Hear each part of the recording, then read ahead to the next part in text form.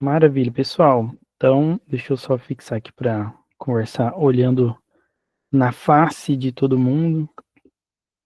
Boa noite a você que está aqui comigo, você estudante do UniCV, seja do curso que for, nós estamos no nosso encontro do LER, que é o Laboratório de Estudos em Religiões e Religiosidades. Nós temos conversado a respeito de matrizes religiosas, liderança religiosa, etc. E alguns temas comuns, né, alguns temas contemporâneos. E o tema de hoje, ele surgiu de algumas conversas que vocês tiveram lá no grupo de WhatsApp. Até depois eu quero propor que daqui a gente saia com uma tarefinha para o grupo do WhatsApp do LER. Então, mas aí mais fundamentado, beleza? Eu tô meio gripado, não pode ser que em algum momento eu pare de falar, respire. Então, assim, quer falar no microfone, a gente organiza a filinha esticando a mãozinha aqui embaixo, ou então pelo chat também não tem problema. Eu vou compartilhar com vocês um slide para a gente olhar essa temática juntos.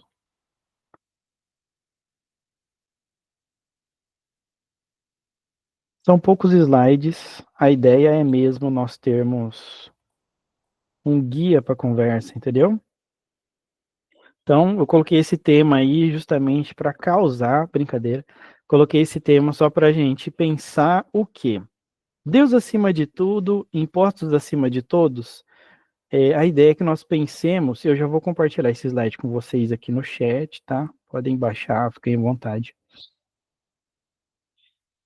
Como a religião, existe alguma resistência na religião a mudanças em políticas econômicas e existe alguma influência das religiões no discurso político contemporâneo, pensando também aí principalmente nas pautas, né, mais contemporâneas, por exemplo, que vocês levantaram a bola lá no grupo do WhatsApp, que é taxação dos ricos.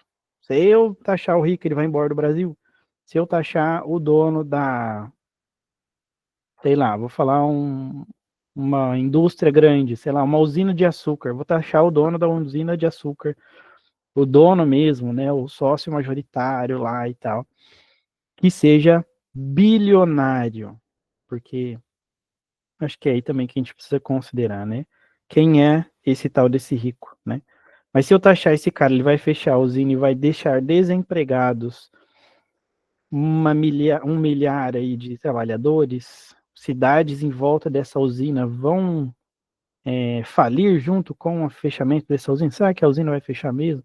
Essa pessoa vai deixar de ser rica porque você taxou um percentual da sua bilhardice, né, do seu bilhão?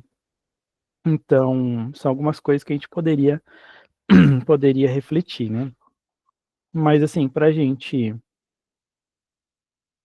caminhar junto, eu queria partir de desse lugar. Então, nós estamos falando a partir das ciências humanas, seja filosofia, sociologia, ciências sociais, ciências da religião, história, beleza? Vamos pegar então esse nosso escopo de humanidades que a gente tem aqui.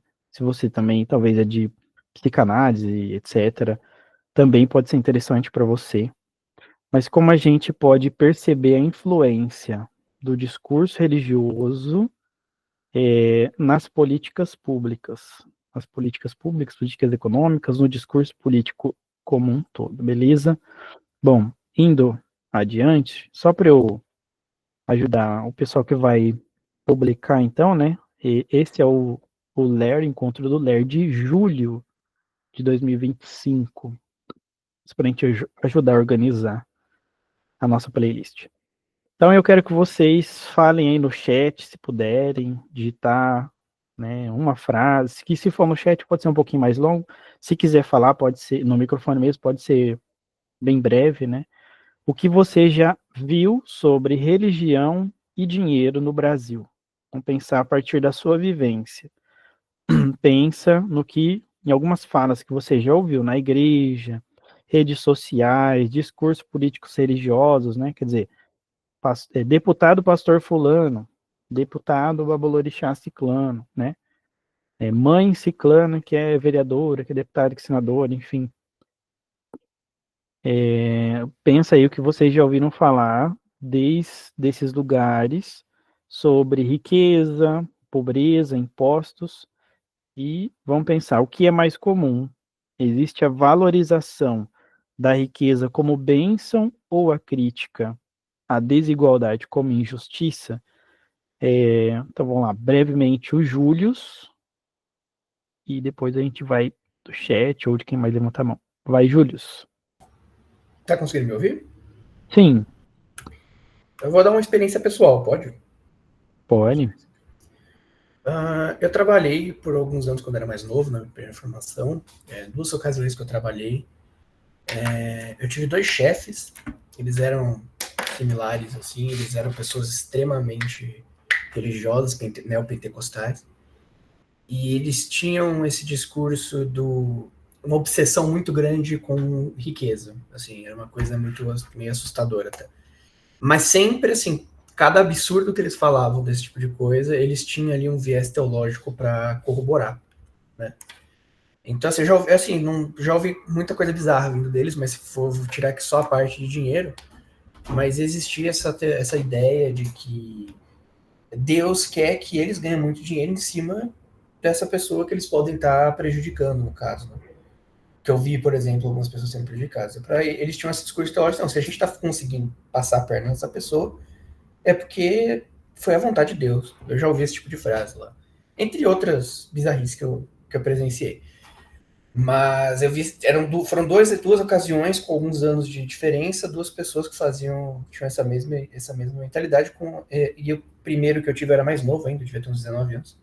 Era um senhor que trabalhava comigo, ele era um cara realmente muito obcecado com essa parada de dinheiro. E ele usava muito o rei Salomão como exemplo, por algum motivo. De certa forma, ele. Sim, pelo Antigo Testamento, né? Ele era muito puxado para esse viés, né? E ele usava o rei Salomão como um tipo de. Eu não vou lembrar exatamente as palavras dele, porque faz mais tempo, mas ele tinha essa coisa de usar muito a teologia do rei Salomão como exemplo de alguma coisa. Massa. Obrigado, Július. Vi que a Bianca falou, pensei na teologia da prosperidade, que está também conectado com como que o Július falou aqui. Eu nunca tinha pensado dessa forma, mas agora que você falou, ô Július, essa ideia de Deus me deu uma inteligência superior ao fulano, ou Deus me colocou em uma posição de vantagem em relação ao ciclano, né? Posição de rei, né? De soberano Isso. daquela pessoa. Eu vi muito um discurso assim, se você fizer se você fizer determinado ritual, né? Se você fizer isso, Deus vai te abençoar e você vai governar. Você vai te colocar uma posição de governo na sua empresa, no seu trabalho, papapá. Então, tem a ver muito com teologia do domínio e teologia da prosperidade. Roberta, eu vejo religiosos fazendo o oposto de uma religião X, com base na Bíblia, com base no que a Bíblia prega, né? Ao invés de distribuir aos menos favorecidos, ajudar, estão concentrando nos mais favorecidos, seja pessoa ou organização. Interessante. Estou anotando o que vocês estão falando, tá?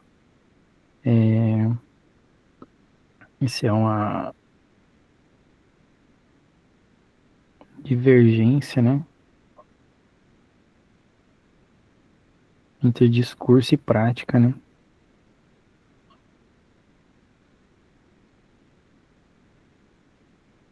Chega nem a ser divergência, é uma contradição praxeológica, né? Professor, essa contradição não vem até nesse negócio do rei Salomão, porque a história dele não é justamente sobre não fazer isso, tá ligado? Eu sempre fiquei me perguntando isso depois que eu refleti no futuro sobre essa história. Achei meio tragicômico pensar assim.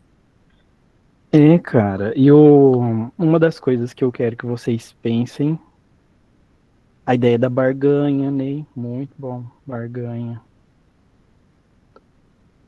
Teologia da barganha, né? A gente tem sim esses. Ah, pessoal, quem tiver aqui, por gentileza, escreve o nome no chat aí.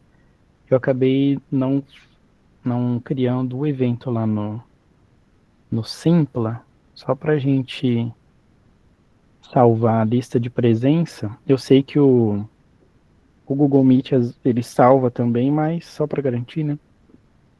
Bianca, sim, o Salomão não pediu riqueza, ele pediu sabedoria. Ser sábio não significa ser rico. Pois é, pois é.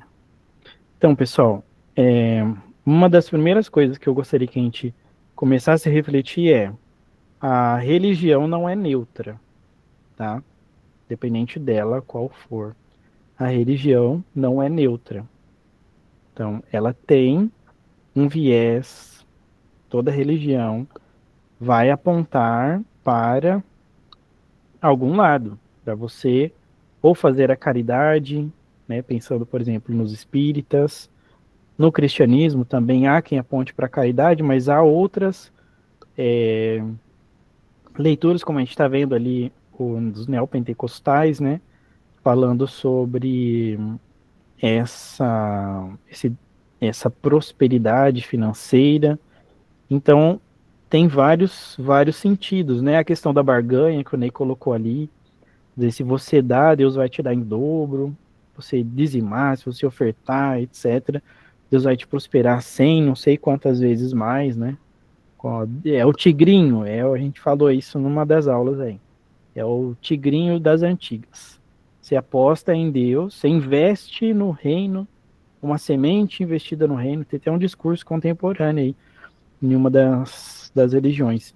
Se você investir no reino, o reino investirá em você, né?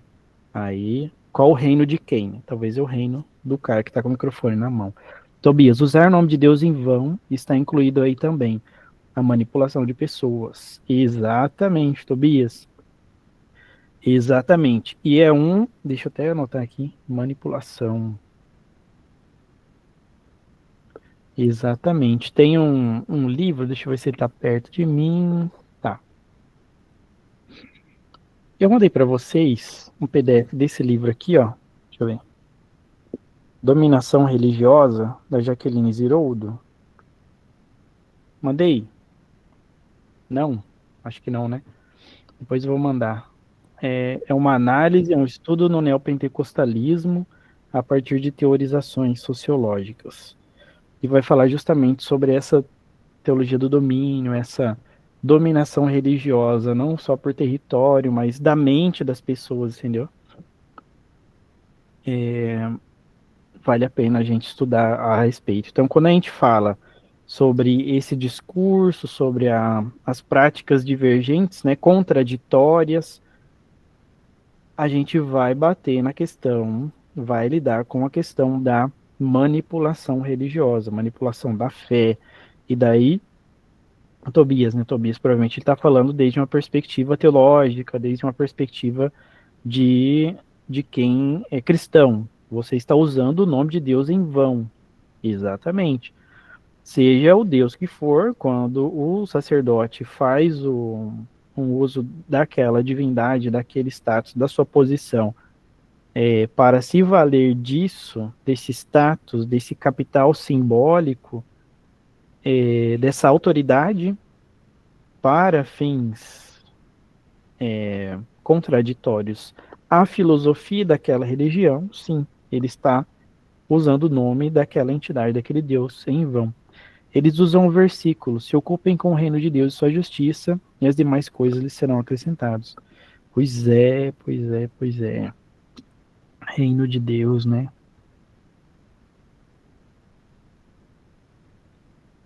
A gente poderia ampliar ali e olhar depois, desde de um viés teológico, para Jesus o que era reino de Deus. Fala comigo, Jonathan. Olá, boa noite, pessoal. Tudo bem? Tudo certo? Boa noite. Professor, deixa eu te fazer uma pergunta.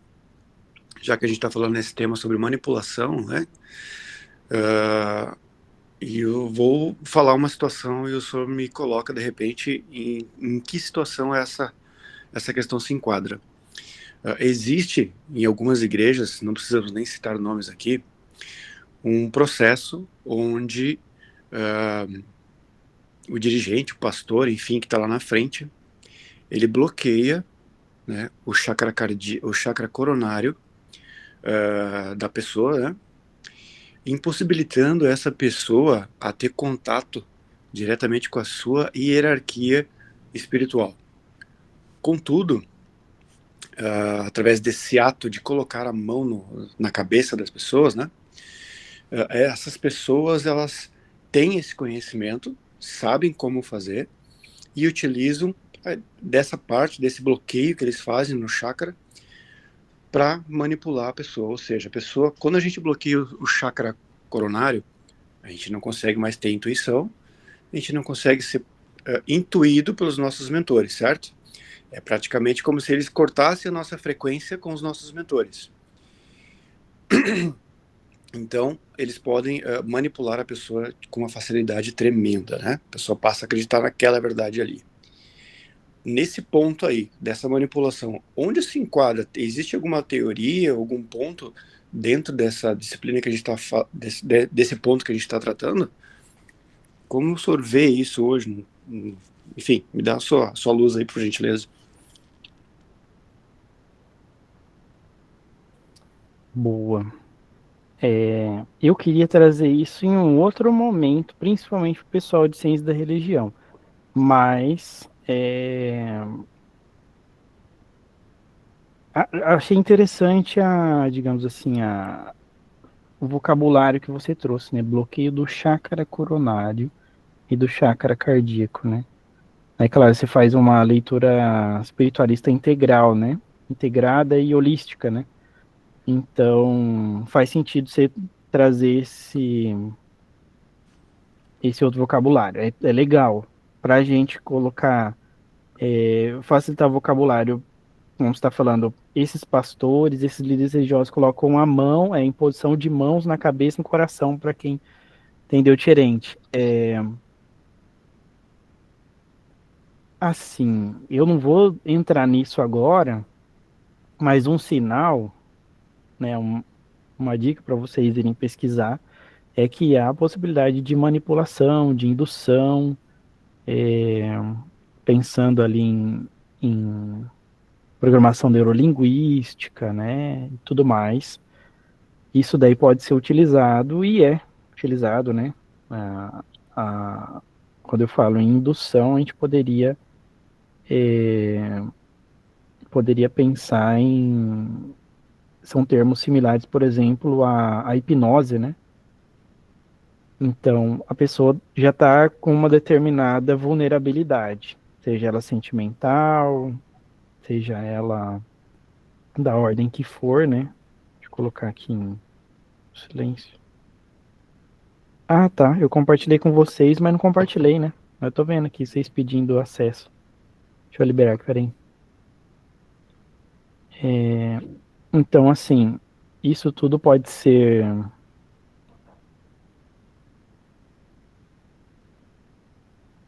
Isso tudo pode ser, como posso dizer, parte de um. Eu tô compartilhando com vocês, peraí. Isso tudo pode ser parte de um processo de dominação religiosa que faz uso dessas artes, né? Faz uso ali de conhecimento de neurolinguística, de, de psicologia, ciências e pseudociências, às vezes, que vão utilizar-se de pontos fracos da pessoa para os seus fins, né? Sim, A professor. gente tem assim, em alguma esfera pode ser positivo e terapêutico, massa. Agora, quando o sujeito faz uso daquilo ali para se valer daquilo, né? Sair com a grana do fiel no bolso, etc. Aí acho que já é jogar sujo, né? O Jonas Carlos. Eu não acredito que seja tão simples assim. Por exemplo, não sou religioso, mas acredito que exista o religioso de fato e existe o mal intencionado. Nesse contexto não existe contradição. Alguns enxergam um nicho para lucrar. Entre esses dois extremos existe muita coisa. Sim, não estou falando que é todo que ninguém presta, entendeu? Tô falando que existem setores, tem pessoas que se fazem valer ali do que o Ney falou, né? Através do medo, culpa, ganância dos fiéis, os líderes se aproveitam mesmo, né? E aí, realmente, a pessoa cai na sua própria concupiscência, né? Como diz a Bíblia ali dos cristãos, vai dizer que cada um é tentado conforme a sua concupiscência. É, tinha um líder religioso daqui da região, e ele falou assim, o homem, ele, ele cai, ele é tentado, enfim, por 3 barras. Existem 3 tipos de barra que derrubam o homem, que podem derrubar o homem, né? O homem sujeito ser humano.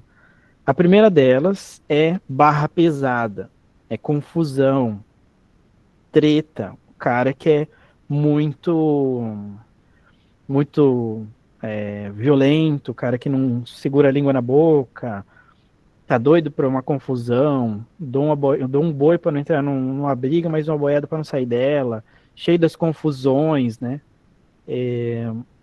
E é alguém que não conversa para paz, né? É alguém que está sempre predisposto à guerra. Então, primeira barra que derruba o homem é a barra pesada. Segunda barra é a barra de ouro, que é grana, financeiro, dinheiro. Aí seja derrubar para qualquer lado, né? Por exemplo, não precisa ser na igreja, pode ser o tigrinho, cai uma propaganda lá no celular da pessoa, olha, invista R$ 2, receba 100. Bah, nossa, na hora, né? A pessoa está caindo na própria ganância de uma propaganda muito bem trabalhada, muito bem estruturada, obviamente, que vão ativar ali gatilhos mentais na pessoa, que vão fazer com que ela compre aquilo, aquele produto. E falando em gatilhos mentais, comprar produto, comprar serviço, aí agora a gente volta para a questão da religião. Gatilhos mentais de ganho, o GLM, né, que eu chamo, que é ganho, lógica e medo. Se você der, Deus vai te abençoar e vai te prosperar em dobro. É o tigrinho. É o ganho. Lógica. Olha, se você der, a gente vai continuar existindo. É pela sua generosidade que nós continuamos a desenvolver os trabalhos, etc. Olha, tem essa obra social que nós fazemos, ajudamos essas pessoas, etc. Lógica. E o medo, se você não der, o gafanhoto, o cortador, migrador, blá, blá, blá, blá, blá, blá, vai vir e vai acabar com o seu dinheiro. Sabe por que você está doente? Porque você não deu dízimo, você não deu dinheiro lá, você não ofertou, etc. Gatilho do medo, tá? Através dos gatilhos mentais, o nosso cérebro reage ali, meu Deus, então tem que fazer esse ritual, tem que fazer isso. Se o fiel não recebe a bênção, é culpa dele, não teve fé. Exatamente. Ainda joga nas costas do fiel. E aí, realmente, são 2 extremos, tá? Por isso é importante a gente pensar essas questões. Deixa eu voltar o slide aqui para eu não me passar no tempo também. Espera aí. E agora eu queria ir para um outro momento, né? Gostei da participação de vocês, eu gosto disso, que vocês participem, a gente converse junto, porque daí faz mais sentido, né? A gente vai para mais além. Mas tudo isso e mais um pouco, pessoal, tudo isso e mais um pouco. Bom, tem uma frase do Dom Helder Câmara que diz assim: se eu dou comida para os pobres, eles me chamam de santo. Mas quando eu pergunto por que eles são pobres, me chamam de comunista. Tá certo? Eu trouxe uma figura chave para o cristianismo, chave também para algumas perspectivas políticas. Dom Helder Câmara. E daí, a gente precisa entender, né, novamente trazer essa frase para vocês. Acho que é uma coisa até que vocês deviam pensar sempre, né, quando a gente vai fazer análise de qualquer religião que seja, de qualquer rito, mito, etc. Religião não é neutra, beleza? A religião não é neutra. Então, quando eu olho para uma pessoa para uma igreja, uma entidade, para uma religião ou um religioso que concentra suas forças e entende que seu ethos, seu existir, o seu propósito, a sua missão de vida é ajudar o outro, essa daqui é a missão dele, esse daqui é o viés dele, ajudar o outro. O outro quem? O outro, se é o outro mais pobre, mais vulnerável, se é o necessitado, se é o próximo, seja ele quem for, ou ajudar o outro da minha comunidade, né? Tem essa perspectiva também. Aí tem assim, não, a gente não pode dar o peixe, a gente tem que ensinar a pescar. Aí a gente tem um outro viés, entendeu? Porque você pode dar o peixe e ensinar a pescar, entendeu? Eu sei que em termos de políticas públicas nós temos diversas possibilidades, mas vocês já viram quanto ganha uma pessoa por... Alguém aqui... Não vou perguntar aqui. Vocês já viram o valor, por exemplo, do Bolsa Família? Vamos procurar aqui em tempo real, atualizado. Vou colocar aqui. Bolsa Família, valores 2025. Eita, Cadê minha tela? Opa. É que eu vou ter que fechar algumas coisas, que senão nós vamos travar. Tá. Aqui, ó. Vocês estão vendo aí? Deixa eu ver. Então, né? O Ney, 600. É isso aí, ó. Cronograma do pagamento. O valor médio de repasse no país é de 666. Meu Deus, o número da besta. 600. A partir de investimento de 13,64 bilhões. Tá. Como é que a pessoa recebe esse Bolsa Família, né? A gente pode pensar assim, o Bolsa Família, ele é para qualquer um, para qualquer pessoa, entende? Eu estou analisando os fatos. O pessoal da sociologia, eu estou sendo um sociólogo, sociologia científica, né? Quase positivista. Cronograma de pagamento, tem início segunda-feira, o programa de transferência de renda, contempla 20 milhões de famílias no mês. O valor médio é tal. Ó, aí a pessoa, né, precisa ter o número do NIS e tal, etc. Quais são os auxílios? Primeiro, auxílio gás. Tem o auxílio gás, tem ali, né, nesse mês as famílias recebem um adicional de 100 conto referente ao botijão de gás. Então, é um adicional, né? Ah, tá. Primeira infância, mais de 8 milhões de famílias de crianças de 0 a 6 anos recebem o benefício primeira infância nesse mês. Adiciona-se, então, um adicional de 150 repassado a cada integrante do núcleo familiar dos beneficiários nessa faixa etária, a partir do investimento de 1,23 bilhão. Então, tem o Vale Gás, que é 100, mais 150 da primeira infância. A minha filha tem 3 anos. Se eu fosse baixa renda, eu poderia entrar nesse tipo de benefício, né? Benefícios adicionais, outros benefícios, todos de R$ 50. Chegam a 670 mil gestantes, 200 mil nutris, né? Fases de amamentação, crianças e adolescentes 7 a 18, somados e tal. E está somando aqui todos os benefícios que existem para dizer que teve esse investimento de 13 bi, né? É isso? É isso. Quer dizer, o Bolsa Família, de 600 pau por cabeça, não é todo ele 300 bilhões, entendeu? Essa conta de 300 bilhões está contemplada nesses outros benefícios aqui. Beleza? É isso. É aqui, ó, milhões, 1,3 bi. É isso mesmo. Então, 500 milhões, mais 1,3 bi, mais 738 milhões, né? Calendário de pagamentos, benefícios, grupo prioritário específico, perfil. Como costuma ocorrer, mulheres, proteção. O que eu queria mostrar é assim, quem é que recebe, entendeu? O valor médio por benefício. Aqui são os municípios que recebem, tá? Os municípios, né, as famílias contempladas por região. Deixa eu ver se brotou no chat. Professor, sobe o Pode mapa falar. aí. Sobe o mapa aí para ver uma coisa rapidinho. Subir. É que interessante, Aqui. né? Pode falar. Existe essa disseminação de que o Nordeste, por algum motivo, tem um repasse recorde do Bolsa Família, mas você vê hoje a região Sudeste não está muito atrás. Ó. É, São um pouco menos da metade. isso. Região Sul. Que a gente tem que ver também o seguinte, né?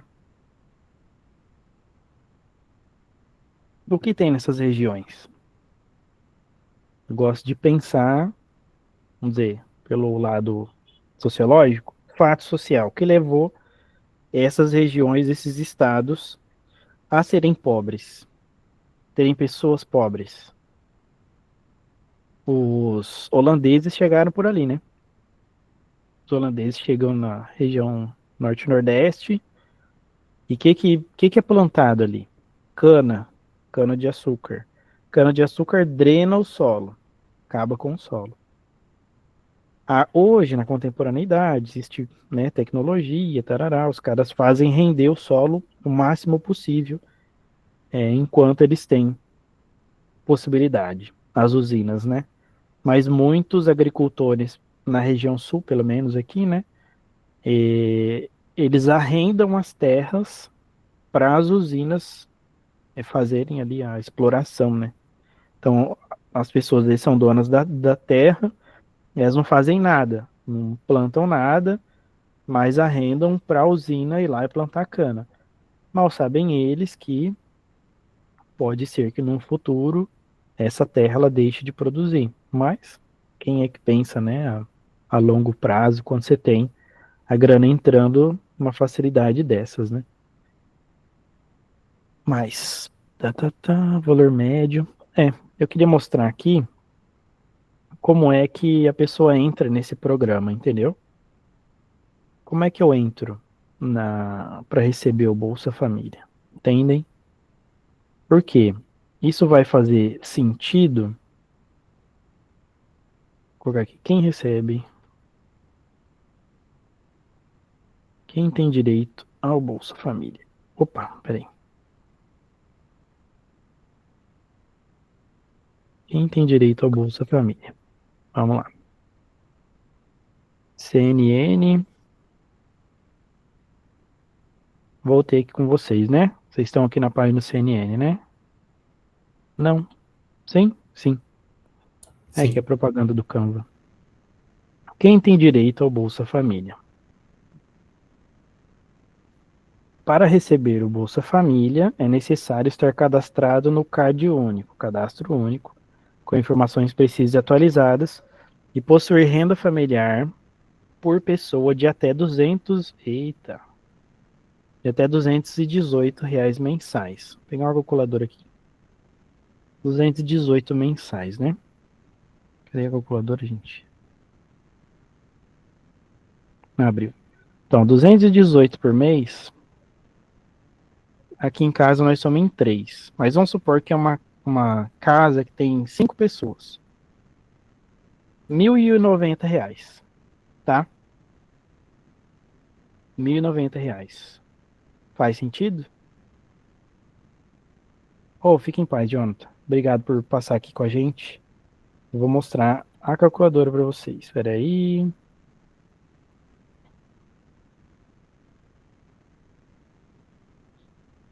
Ó, então, considerando que são 218 por cabeça, uma família aí, sei lá, não, eles têm 10 pessoas em casa, 10 dá 280, né?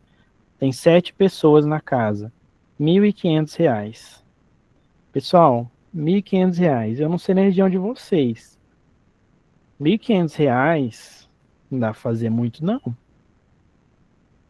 Para um casal, ó, aqui em casa, se eu ganho, só eu trabalho, vamos supor, só eu trabalho, eu ganho 1.500 pau, a gente está fazendo a conta por 7, né?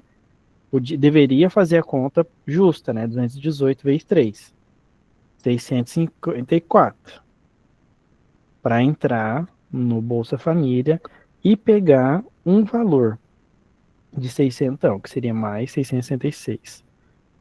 Para ter uma renda, meu Deus, absurda de R$ 1.300, porque eu tenho uma filha, né? Tá vendo como não bate uma informação com a outra?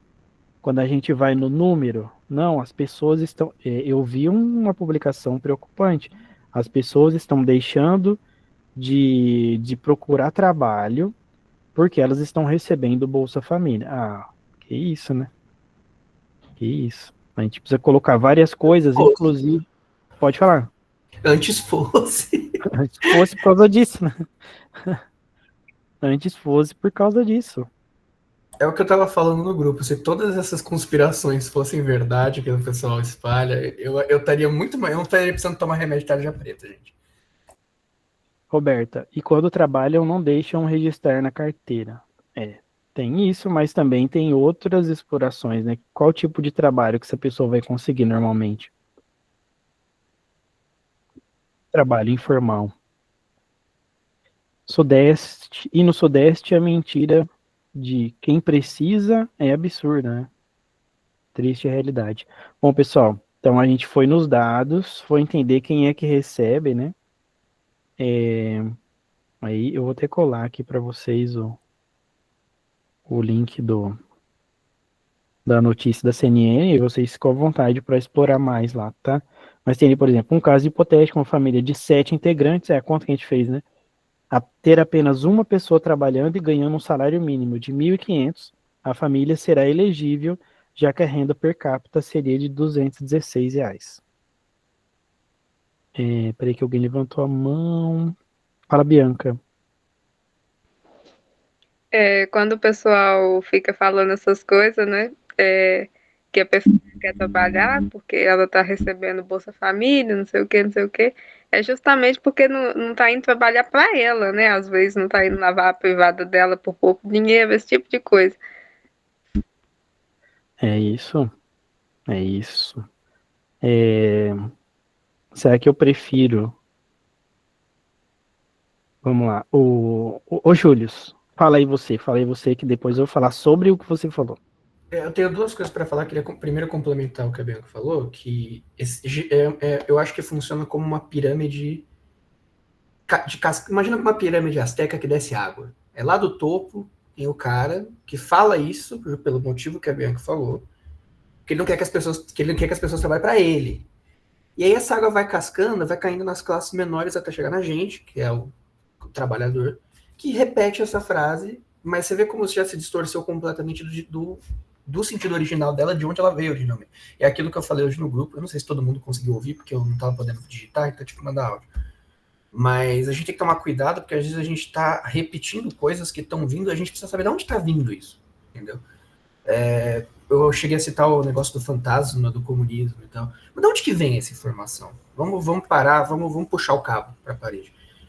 E eu falei, você não precisa concordar comigo e ser de esquerda ou comunista ou anarquista, sei lá. Você não precisa ser nada para você fazer esse exercício, um exercício científico. Você pega e tenta puxar de onde veio essa informação. Você vai chegar numa parada de Guerra Fria, você vai chegar numa parada de Revolução Industrial, você consegue ir longe, você pode parar lá no período neolítico, se você quiser. Então é sempre interessante você ver de onde que vem as coisas que a gente fala, as opiniões políticas que a gente tem. Porque nós não somos isentos de sermos receptáculo de qualquer outra ideologia. Nada que a gente pensa vem 100% na nossa cabeça. A gente, inclusive, uma coisa que eu aprendi bastante no PIC, aqui da UNCV, muito do trabalho científico é galgado com base em tijolos que já estão ali, que vieram de outros lugares. Então, tudo que a gente faz é só adicionar mais um para construir uma coisa maior, né? Então, eu acho que é um exercício que fica para as pessoas tentarem entender de onde vem o que a gente pensa e o que a gente comenta. Porque às vezes a gente tem uma intenção em dizer algo, porque a gente concorda com aquilo, porque encaixa com a nossa visão de mundo que a gente vê. Por exemplo, eu tenho uma colega de trabalho que ela comentou nesses dias no trabalho sobre ela não acredita que uma pessoa possa estar roubando algo por necessidade, por estar passando fome, porque ela acorda 4 da manhã para trabalhar. Eu entendo por que ela tá falando isso. Porque ela, de fato, ela atravessa... Eu moro em São Paulo, tá, gente? São Paulo eu tava até falando também hoje, é esse caos. Ela atravessa a cidade inteira, ela leva 3 horas e meia para chegar na empresa. Então, às vezes, se ela acordar 4 horas da manhã, é um lucro. Ela pode estar acordando 3 e meia. Então, eu entendo por que ela tá falando isso. Eu entendo a indignação dela em falar isso. Mas da onde veio essa informação? E aí a gente tem que fazer esse puxão. E outra coisa que eu ia falar antes de querer complementar o que a Bianca falou, é que eu indiquei um livro lá no grupo hoje, que eu tô lendo, que chama A Morte de Deus na Cultura, do Terry Eagleton. Ele fala tem um trecho que ele comenta sobre a Revolução Industrial e o Iluminismo, e encaixa nessa parte da religião, né?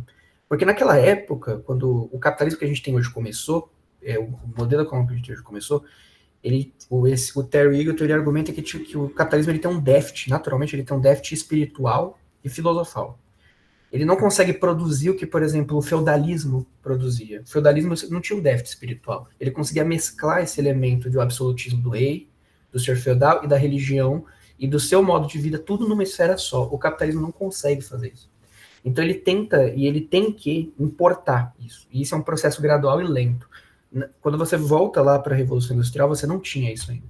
Mas hoje em dia a gente está já no capitalismo tardio, que os historiadores falam, e esse capitalismo tardio, ele consegue já agregar, importar de outras esferas esse tipo de coisa. O que a gente pode ver hoje, por exemplo, é nessa questão que o professor trouxe os colegas trouxeram, por exemplo, os pastores fazendo grandes golpes, essas paradas assim, porque você começa a mesclar uma filosofia, um modelo de economia, como o capitalismo, com a religião, que é inevitável, é um movimento inevitável. Todo modelo econômico vai se fundir com a religião eventualmente. Mas o capitalismo, como ele nasce com esse rumo, ele começa a se amalgamar com essas coisas. E uma coisa vai gerar a outra, inevitavelmente. Eu esqueci, o autor, ele argumenta num capítulo desse livro. Quem quiser, é um livro bem curtinho, acho que tem 180 páginas. Acho interessante essa reflexão também para o tópico. Márcio, eu ia falar justamente, você falou que mora em São Paulo e a minha orientadora do mestrado, graças a Deus eu acabei, mas ela... Eu falei, nossa, deve ser legal São Paulo, não sei o que. Ela mandou uma foto do metrô, né? Metrô lá pra baixo, assim. Aí parece que tá entrando numa caverna. Você já viu o Cavaleiro Zodíaco? Tem que subir as 7 casas. É a Estação Pinheiros. É isso aí. Não, coisas legais pra fazer em São Paulo. Ir embora. Não tem nada pra fazer. Embora. Coisas legais pra fazer em São Paulo, embora. Ótimo. Mas era justamente pensar isso, né? A pessoa, ela sai do seu lugar, não tem como morar no centro de São Paulo, que é caro, que é absurdo. E ela passa pelo que for necessário, né? Para ganhar seu pão de cada dia. Seja não sei quantas horas de ônibus, etc. Eu tava morando na cidade do lado aqui, mudei para onde eu tô. Tava achando absurdo gastar 1 hora no trânsito para andar 20 quilômetros. Aí vocês vêm falar que 3 horas de ônibus todo dia, 6 horas, então não dá. Isso quando não é mais. Quando não é mais. Então, isso pensar em um ônibus, mas a maioria pega mais de um. Mas para a gente voltar, né? O que dizem as ciências da religião sobre isso? Ou sociologia da religião também, né? Como eu disse, a religião não é neutra. Ela age, ela atua como uma linguagem de poder. A ciência da religião ela vai nos ajudar a entender como os discursos religiosos moldam as visões de mundo e podem legitimar ou questionar desigualdades econômicas. Vocês já começaram a... Nossa, minha luz aqui tá piscando, né? Minha câmera tá piscando absurdamente. Então, quando a gente vai pensar sobre a religião nisso, né? Quando a gente vai pensar sobre o que a religião pode nos ajudar a refletir a respeito disso, olha o que a gente precisa considerar. Essa religião, ela está em favor de quem? Ela está do lado de quem, né? Seja a religião que for, tá bom? Não estou apontando essa ou aquela. Essa religião, quando ela vai ter que escolher alguém para favorecer, ela escolhe quem? Quais são os seus valores? Daí o discurso religioso do líder religioso, né? O discurso daquele líder, daquela religião, ele molda as nossas visões de mundo, os nossos valores sociais. Eu compartilhei com o pessoal de ciência da religião, se não me engano, né? Essa tese de doutorado aqui, Deus está presente, o diabo está no meio, tem uma definição, né, sobre o que é religião. Na verdade, ele está citando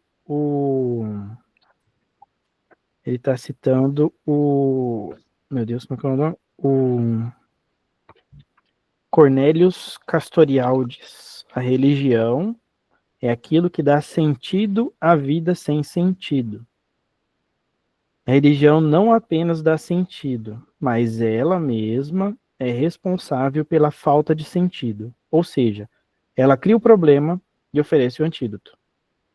Esse é o Cornelius Castoriadis falando sobre religião, mas tem outra ainda que eu gosto de trazer. Cadê o bendito aqui? Me fugiu o nome dele. Quando vem o nome, vem a definição. Que são as definições de religião, né? O que seria religião? Existem alguns sociólogos... Aqui, ó. Eita, não é isso. Peraí, gente. Vou chegar lá.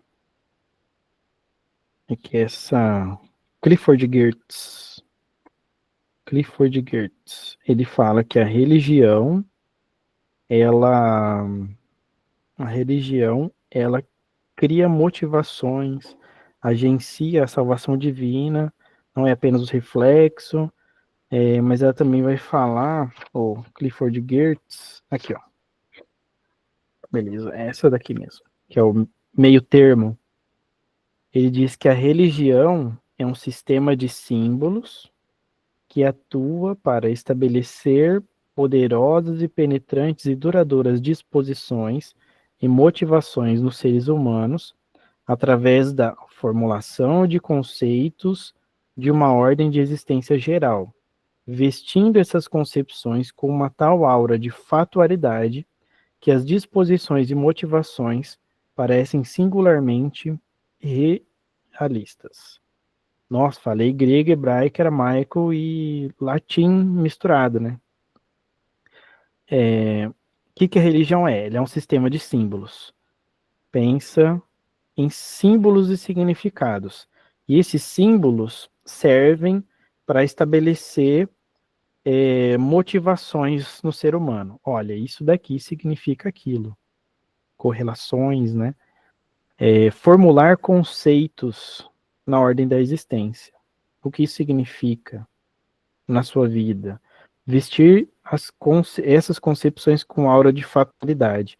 A religião, através dos símbolos que ela estabelece e dessas predisposições para agir dessa ou daquela maneira, veste isso de fatalidade. Fala, isso daqui é verdade, aconteceu aqui porque o livro disse, o profeta falou, o orixá, a entidade, o guia, etc. As disposições para que isso pareça singular e realista. Ele diz ainda que a religião, ela traz sentido à existência, ela traz a resposta para aquilo que o cara precisa. Tipos de resposta. Porque tem gente pobre no mundo. Fulano é pobre porque fulano pecou. Fulano é pobre porque não tem fé. Entendeu?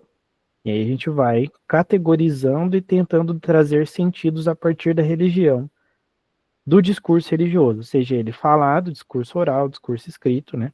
Um livro, um oráculo, né? Então a religião ela molda as nossas visões de mundo e ajuda a construir os valores sociais.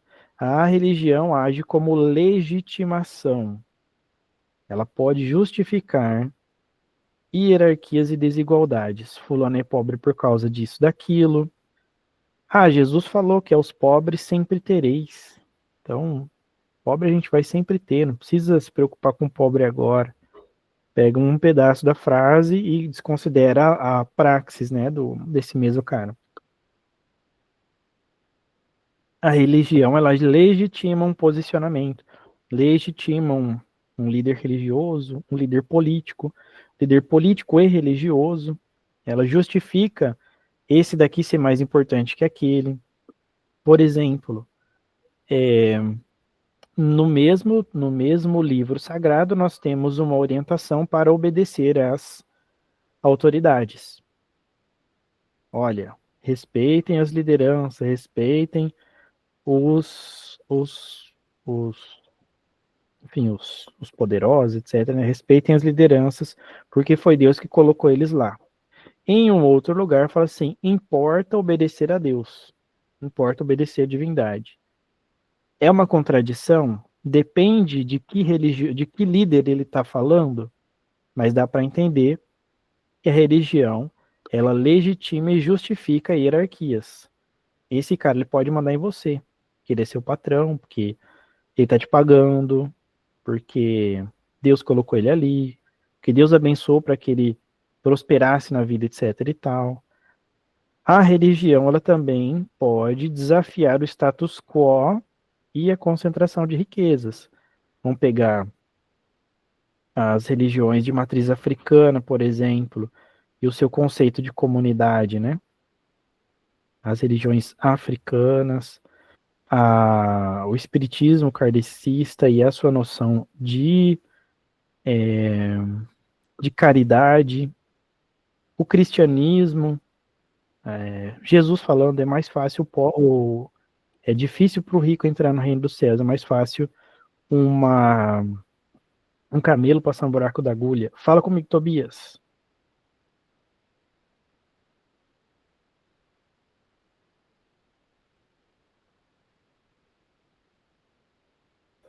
Não sei se você tá falando, eu não tô te ouvindo. Sei que você ergueu a mão. Ativa seu microfone aí. Ou você ia... Não era para falar. Professor, desculpa. O senhor está me ouvindo? Alô? Oi. Agora tô ouvindo. Opa, desculpa. Professor, turma, boa noite.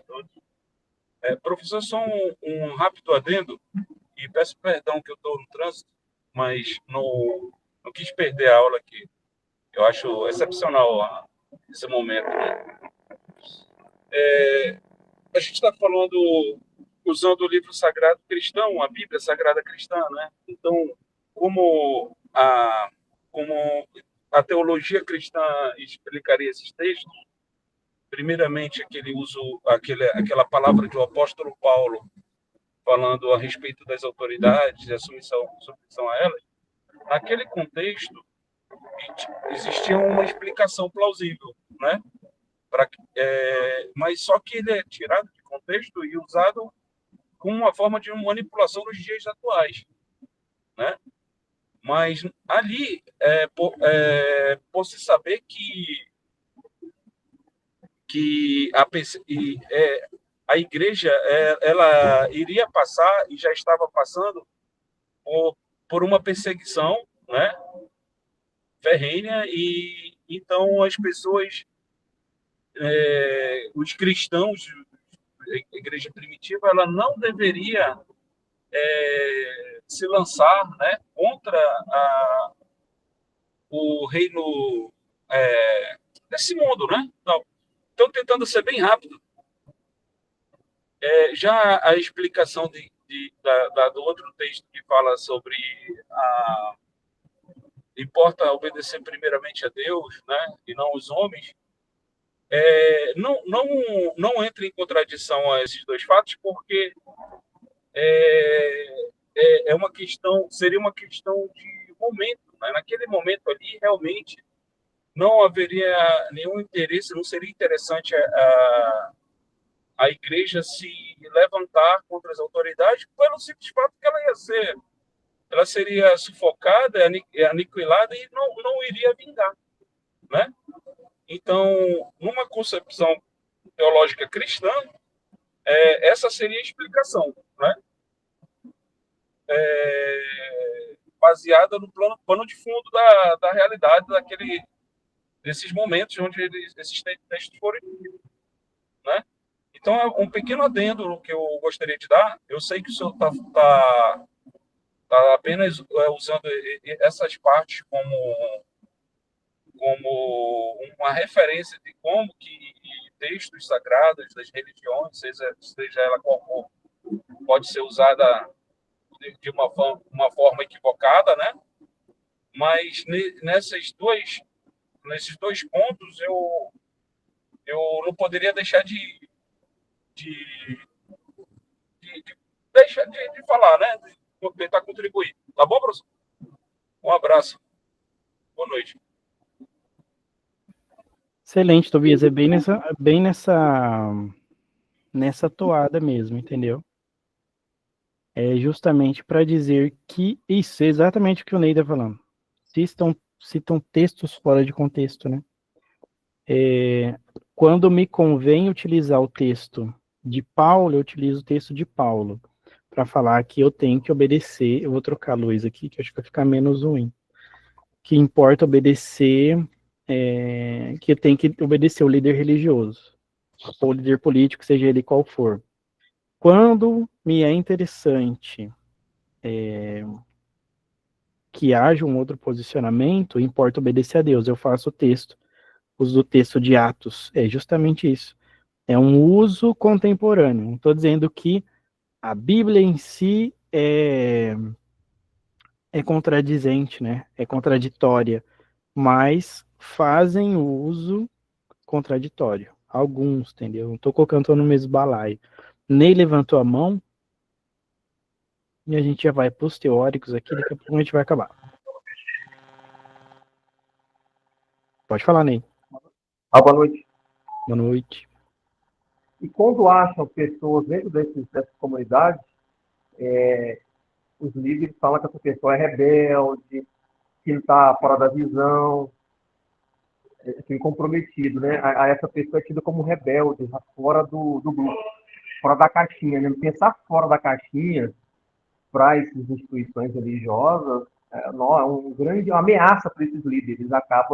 Aí os líderes colocam essa pessoa contra, aliás, coloca esses que pensam fora da caixinha. Acontece isso dentro do sistema também, viu?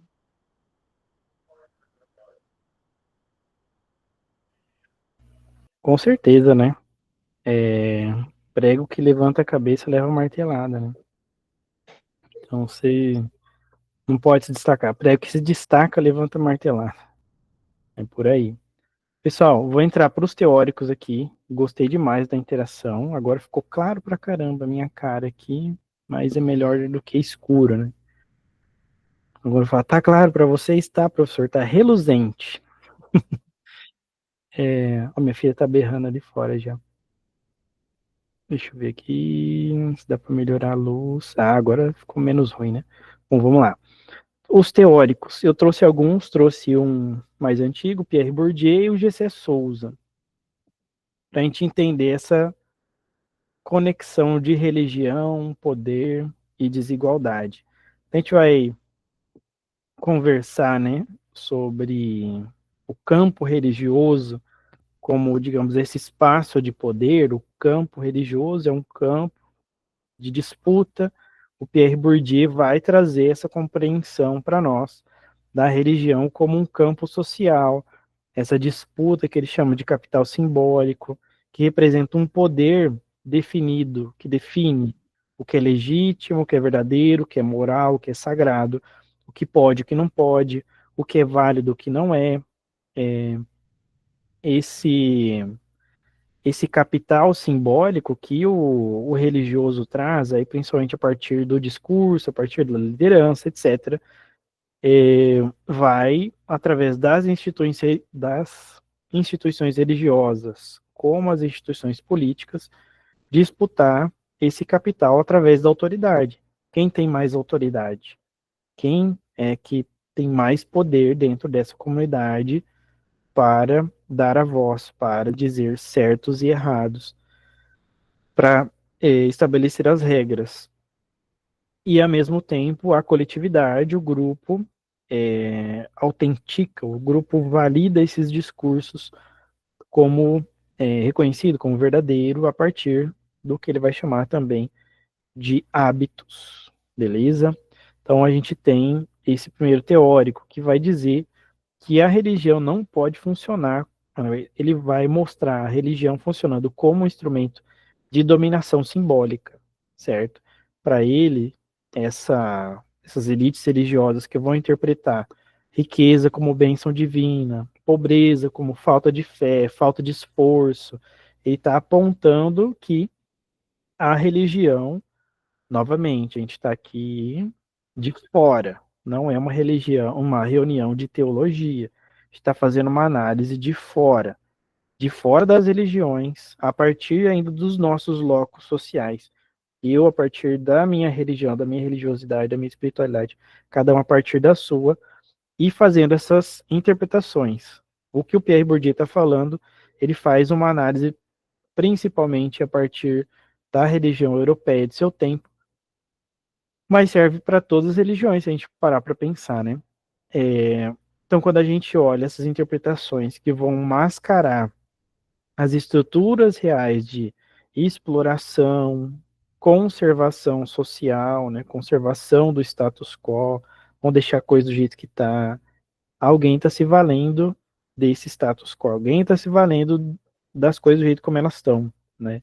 Esse poder simbólico da religião, nesse contexto, se manifesta como aquela do poder de fazer ver e fazer crer, de confirmar ou de transformar as visões do mundo, ele vai dizer, né? Então, a gente precisa ver. A gente olhou como as religiões podem influenciar a nossa percepção da realidade, como elas atuam, influenciam o todo, e daí a gente precisa considerar também lá, Bia, eu gosto da Ruiz amarelar, valorizo o Ruiz. É melhor também que ela é menos agressiva, né?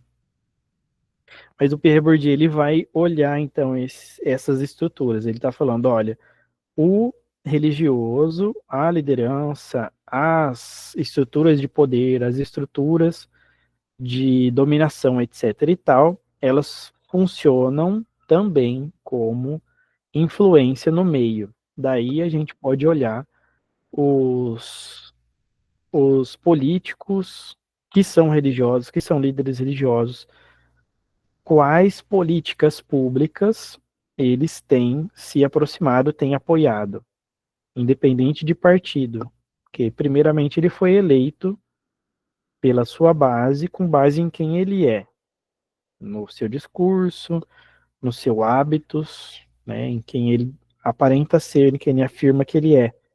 Se ele é evangélico, se ele é espírita, se ele é dessa, daquela religião.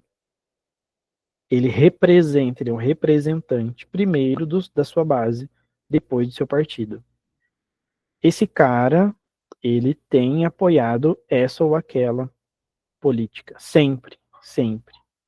Né? Alguns políticos, às vezes, batem o pé, e às vezes a gente nem vê, né? A gente vê muito o que é recorte, né? O que é hype, que sai nas mídias, etc. Às vezes políticos bons a gente acaba por não acompanhar, tá fora da nossa bolha também.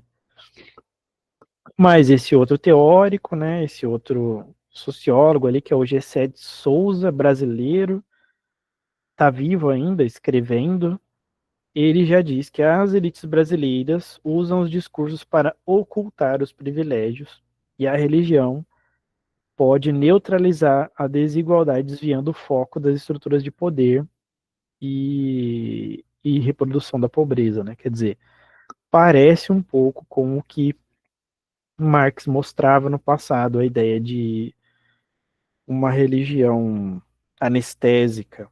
A religião ela pode agir como um anestésico em que você joga a mentalidade lá para o além e pensa, né, no Orum, pensa na vida após a morte, na reencarnação, pensa no céu, no paraíso, na sua concepção de vida após a morte que seja. Quando a religião ela foca mais nesses outros parâmetros, ela pode estar sendo um agente, um opioide, né? A religião é o ópio do povo é uma expressão de que a religião ela anestesia o ser humano para passar pelas dificuldades. E às vezes ela atrapalha o sujeito na luta por seus direitos, né? Então, essa religião, pela análise do Gessé, ela olha pela moralidade, que também não é neutra, nem é inevitável, mas é um produto desse trabalho ideológico sistemático que vai legitimar privilégios, naturalizar a exclusão social. E dentre as elites brasileiras, que o GCE vai dizer ali, o uso deles ali do discurso religioso pode ser uma estratégia fundamental para esconder a responsabilidade histórica das elites nessa reprodução de pobreza, de desigualdade. Daí tudo aquilo que a gente já fundamentou até aqui. Ah, é culpa do pecado, é porque ele é um encostado, um vagabundo, não quer trabalhar, né? Aí esquece todo o contexto social daquela pessoa, daquela cidade, daquela família, se é uma família com estrutura ou não, se é uma família privilegiada economicamente ou não. Daí eu não estou falando de ser rica, estou falando de você ter acessos, né? Eu sou privilegiado porque eu tive acessos. Tive acessos a trabalho, à educação. Eu moro hoje perto de onde eu morava quando eu era pequeno. O bairro mudou demais. Eu morei em outros lugares, em outros países, mas eu vejo uma galera é, que andava comigo naquela época, andava comigo, era pequeno, né? Que era criança junto comigo, que passaram perrengues absurdos. Alguns chegaram a ter experiências com drogas ilícitas, alguns quase foram presos e tal, porque não tiveram o mesmo acesso que eu tive. E daí, qual é que é? A religião vai dizer o quê? Que eu fui abençoado por Deus, que eu fui escolhido, que eu tive fé. É um evangelho do mérito, porque eu fui estudar, porque eu fui trabalhar, etc, etc. Esses caras também foram trabalhar no seu tempo, mas não tiveram os mesmos acessos. Daí a gente está começando a entrar na camada de estruturas, na camada aqui de análise social, entender esse resultado dessa religião que, ao invés de exercer uma função social, profética, que denuncia a injustiça, na verdade se torna cúmplice na perpetuação de desigualdades, né? Porque, por exemplo, vocês sabem que igreja não paga imposto no Brasil, né? Vocês sabem disso, igreja não paga imposto, igreja é isenta de imposto. Porque, em tese, né, os constituintes entendiam que a igreja tinha o seu papel social, que a igreja fazia esse papel é, de mediação, não mediação do sagrado, mas que fazia esse papel de acolhimento nas margens, na capilaridade, onde o Estado não chega. Aonde o Estado não chega, tem uma Assembleia de Deus lá no meio. Tem. No bairro aqui onde eu morava, não tinha asfalto, não tinha esgoto, não tinha postinho, né? Eu lembro que eu cortei meu dedo, levei 3 pontos. Olha que criança tranquila, né? Domingo à tarde, meu pai e minha mãe trabalhava até sábado, trabalhava no mercado, meu pai trabalhava na construção. Domingo ali, todo mundo relaxando, dormindo. Eu falei, mãe, quero chocolate. Eu sabia que tinha uma barra de chocolate na geladeira. Minha mãe, pera aí que eu já vou pegar pra você. Eu tinha o quê? Uns 7 anos por aí. Já vou pegar pra você, pera aí. E ela ficou lá e criança é tão paciente, né? Hoje eu nem posso brigar com a minha filha por causa disso. É, fui lá e eu mesmo peguei a barra e peguei uma faca de serrinha, né? Normal, você pega uma barra de chocolate, você quebra assim, ela quebra, mas era uma barra de chocolate culinário, aquela grossona, não tem como quebrar. Mas a criança, a arteira que queria comer chocolate, só é gordo, pegou e enfiou a faca assim, 3 pontos no dedo. Na época a gente morava pro lado de cá, tivemos que atravessar a cidade. Meu pai, era bem que ele tinha uma motinha, teve que atravessar a cidade para ir até o posto de saúde na época, né? Era pronto-socorro, né? Não tinha nem hospital, para dar esses pontos no dedo do moleque que não podia esperar por um chocolate, né? Então, a estrutura social da época, qual é esse bairro, qual é essa ideia de um lugar que não tem o lado de lá, né? Então, é que eu falo do lado de cá, pro lado de lá, porque a cidade que eu moro passa uma rodovia no meio, então a gente fala pro lado de lá, pro lado de cá. Pro lado de baixo, onde tinha o postinho, onde tinha o pronto-socorro, a gente morava pro lado de cá, lá nos bairros da periferia, que hoje é tudo bonitinho, né? É tão mais periférico. Mas hoje tem pronto-socorro aqui perto, tem uma UBS mais próxima, mas para a época não tinha. No entanto, para a época tinha a Assembleia de Deus, uma, duas por bairro. E daí, uma pessoa assim, em situação de vulnerabilidade, pessoa necessitada, fazendo parte da comunidade de fé, ou que alguém conhece, que vai lá, falou, pastor, tem meu vizinho, ficou desempregado, sei lá, o cara é motoboy, e quebrou a perna lá, não vai poder trabalhar, não sei o que, se a gente não podia ajudar ele, a igreja vai lá, ajuda com cesta básica, etc. Esse é o papel social, né? Daí eu vou voltar a conectar com a questão do Bolsa Família e das políticas públicas. A gente viu sobre as religiões, as políticas públicas, os problemas sociais, alguns programas sociais que existem, como a religião influencia nessa percepção, e agora, alguns sociólogos aqui. E agora, a ideia lá que eu falei a gente não pode a gente não pode dar o peixe, tem que ensinar a pescar. Eu acho que a gente tem que dar o peixe e ensinar a pescar, entendeu?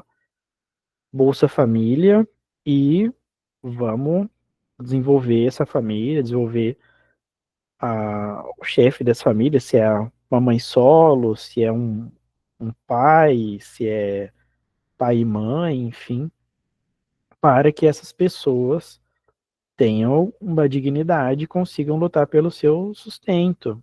A pessoa não quer mesmo, aí acho que é uma situação, né? Acho que é um problema determinado. Mas por que que ela não quer? Porque não tem quem fica com o filho, a gente já vai entrar na política de creches, vaga nas escolas, é porque ela não tem quem fica com o filho, que, por exemplo, a minha filha, ela fica meio período só na escolinha, 3 anos. Eu tenho uma determinada rede de apoio que poderia ficar com minha filha o restante do tempo.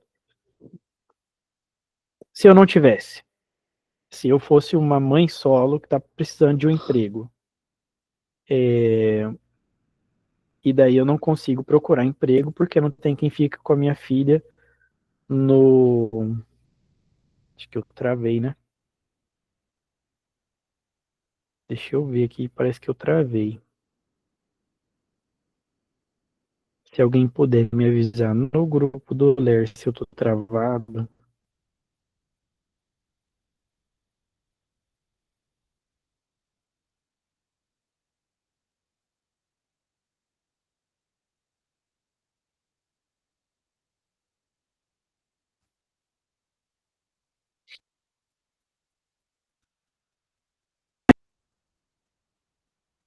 Deixa eu ver uma coisa, pessoal.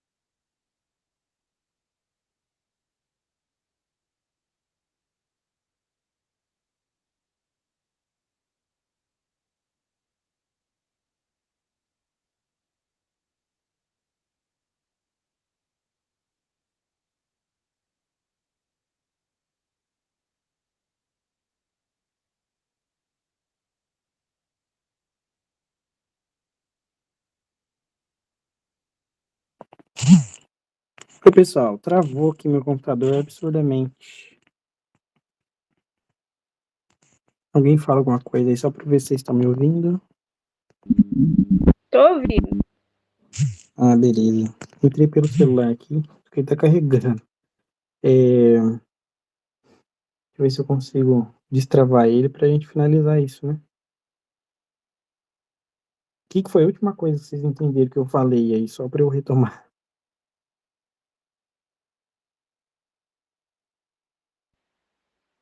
Eu esqueci já. Ai, ai, ai, ai, ai. Ah, tá. Negócio do peixe, né? Tem que dar o peixe, tem que ensinar a pescar. Eu acho que tem que fazer as duas coisas, entendeu? Tem que dar o peixe e ensinar a pescar. Utilizar das estruturas, utilizar das possibilidades que existem no estado. Ai, caramba.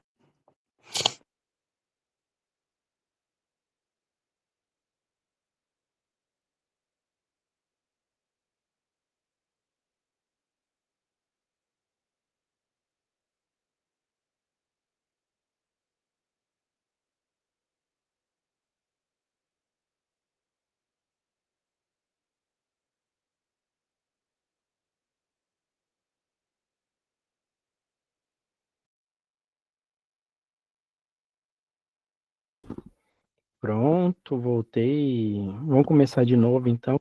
Zero essa aula.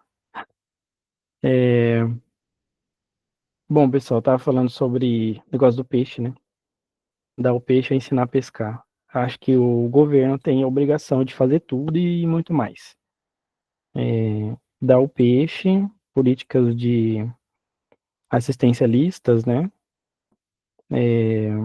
Ajudar as pessoas a se desenvolverem profissionalmente, a se desenvolverem enquanto indivíduos, né? Às vezes a pessoa está passando por uma fase ali, uma questão de orientação profissional, uma questão de recolocação profissional.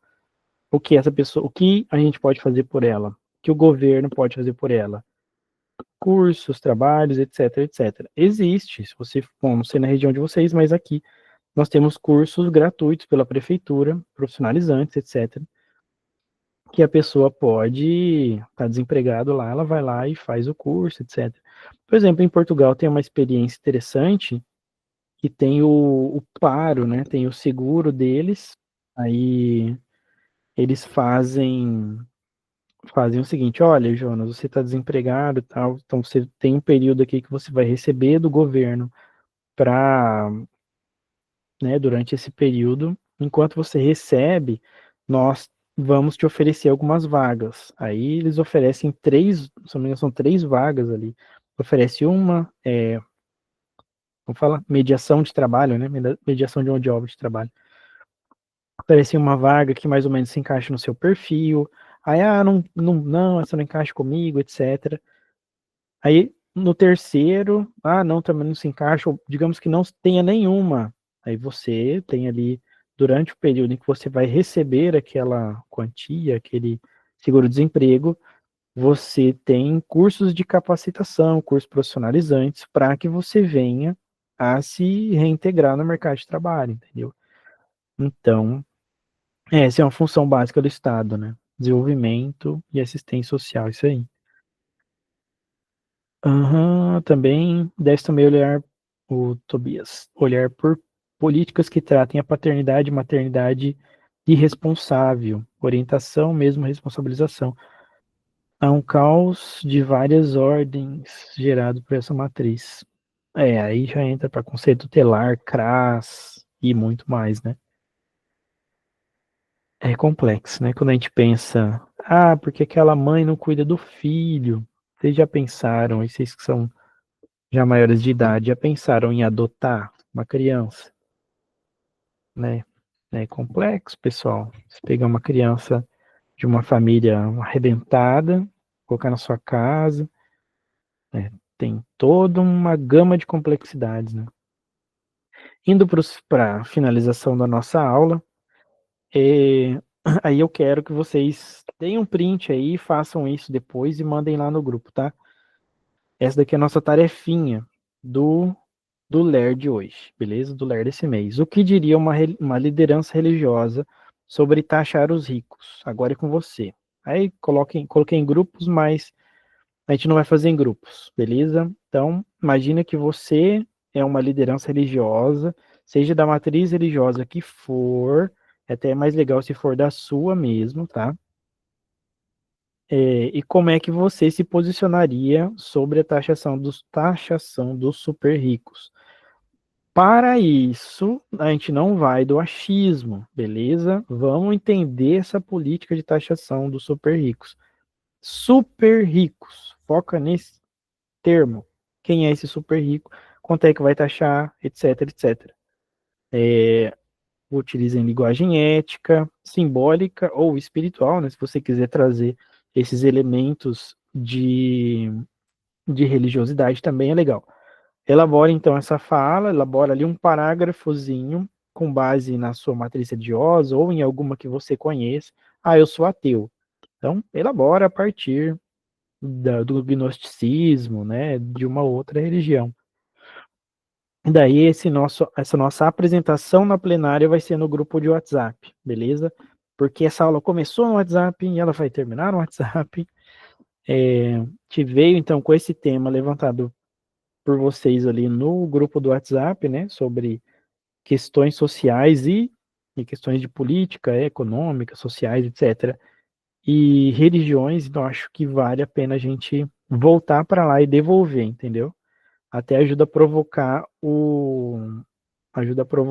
quem não veio, né, na aula. Liderança religiosa acho bem complicado, bem complexo. Liderança religiosa, entendeu? Se eu falo um pastor ou uma pastora, eu já estou determinando uma matriz. Então, uma liderança religiosa, pode ser de religião evangélica ou não, né? Parece ter pegadinha. Não, você é um líder religioso. Um pastor, um presbítero, uma bispa, uma apóstola. Tá vendo que estou trazendo para a matriz religiosa evangélica? Agora você é um babalorixá, uma ialorixá, matriz religiosa africana. Você é um médium, uma pessoa do espiritismo, entendeu? Você é um representante religioso da religião que você é, entendeu? Não é pegadinha, é uma linguagem para nós abrangermos todas as religiões possíveis, beleza?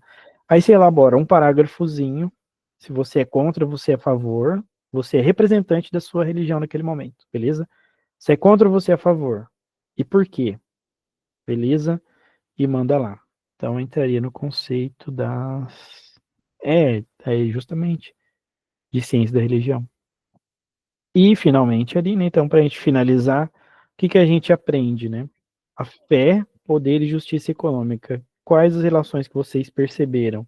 Para a gente finalizar, se você quiser colocar nos textos, acho que no texto melhor, né, para a gente finalizando com mais celeridade, o que você aprendeu sobre esse papel das religiões na economia moral brasileira, como esses discursos de políticas públicas percebem, né, como eles trazem, influenciam a percepção sobre pobreza e riqueza. Bianca, é nossa opinião pessoal como se fosse autoridade. Isso. Você, a Bianca, é uma autoridade religiosa da religião que você segue. Imagine que você segue uma religião determinada e que você é líder dessa religião. Você pediram para você um posicionamento na sua comunidade de fé ou lá num blog, etc. Vão te entrevistar, pediram seu posicionamento como líder religioso. Aí você vai lá e coloca. Eu digo porque o que a gente está ouvindo das lideranças destoa do conceito religioso. Então, é mais ou menos o que a gente estava falando até aqui, que existe uma divergência, às vezes, no discurso e na prática, né? Divergências praxeológicas, contradições praxeológicas, né? Aí, legal, né? Então, que a gente viu o papel da fé na busca por uma sociedade mais equitativa, mais justa, caminhar em direção à harmonia, né? Não só das religiões, das pessoas. O impacto nas políticas, a gente percebeu que existem pessoas, né, religiosas, líderes religiosos que se colocam seus cargos, colocam seus títulos religiosos na chapa, né, de candidato, e eles levam seu discurso político para a religião e religioso para a política, né? Tem esse entrelaçamento de campos, né, de ideias. Eles moldam a legislação, a governança, e por isso é importante nós estabelecermos a nossa consciência crítica, questionar, analisar as narrativas dominantes. Por que é que esse lado aqui está ganhando nessa discussão?